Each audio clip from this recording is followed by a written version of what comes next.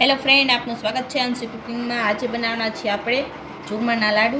એના માટે આપણે લીધું છે ઘઉંનું ભડકું। આ 1.5 કિલો છે ભડકું। જરૂરિયાત પ્રમાણે આપણે ઘી નાખશું, કાજુ, બદામ, કિસમિસ, ખસખસ અને પાણી લોટ બાંધવા માટે। તેલ ને પાણીનો ઉપયોગ કરશું। આપણે આનો લોટ બાંધી લઈશું। હવે આપણે થોડુંક અમથું તેલ નાખશું, સારી રીતે મિક્સ કરી લઈશું।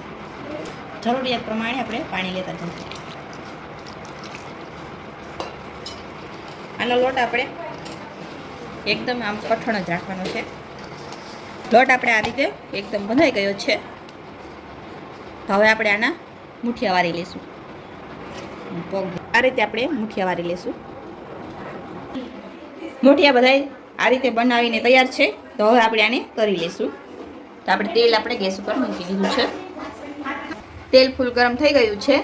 પહેલાં તો હવે આપણે આ જે મુઠિયા બનાવેલા છે એ આપણે આની અંદર નાખી દઈશું। એકદમ બ્રાઉન થઈ જાય ત્યાં સુધી આપણે આને તળી લઈશું। એકદમ બ્રાઉન થઈ ગયા છે, તો હવે આપણે આને ઉતારી લઈશું।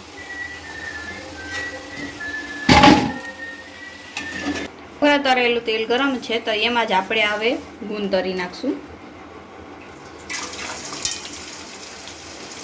ગુંદને આપણે એકદમ બ્રાઉન થવા દઈશું, એકદમ પાકી જાય એટલે।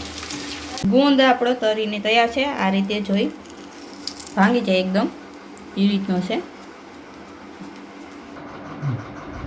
મુઠિયા બનીને તૈયાર છે એકદમ તળીને। તો હવે આ રીતે આપણે બટકા કરી નાખશું અને મિક્સરમાં આપણે કાઢી લેશું। હવે આપણે આ ભૂકો કરી લીધો છે આને। તો હવે આપણે મિક્સરમાં પીસી લઈશું આને। આ રીતે આપણે બધું એકદમ ઝીણું પીસી લઈશું।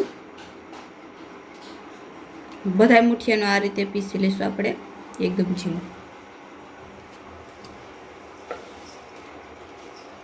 હવે આપણે ઘી નાખશું। ગેસ આપણે ચાલુ કરી દીધો છે।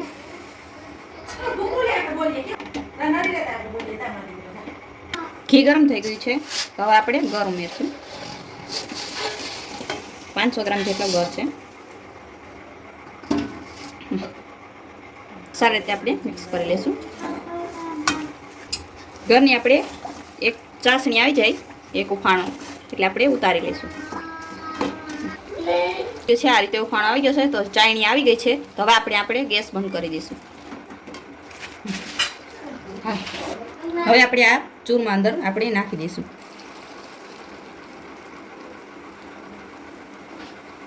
સારી રીતે બધું મિક્સ કરી લઈશું।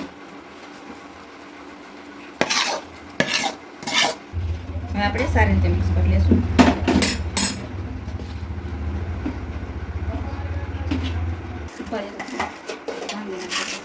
હવે આપણે આની અંદર આપણે કરેલો ગુંદ નાખશું। હવે કાજુ, બદામ અને દ્રાક્ષ એ આપણે નાખશું આની અંદર। સારી રીતે આપણે મિક્સ કરી દઈશું।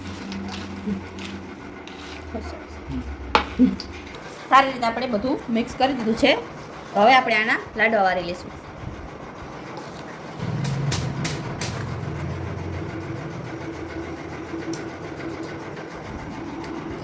આપણે બધું ખસખસ સારી રીતે વેરી દઈશું। તો લાડવા બનીને ચૂરમાના લાડવા બનીને તૈયાર છે। તો આ રીતે તમે પણ ઘરે બનાવી શકો ચૂરમાના લાડુ। તો આવી અવનવી રેસીપી માટે અમારી ચેનલને લાઈક કરજો, શેર કરજો, સબસ્ક્રાઈબ કરજો। ધન્યવાદ।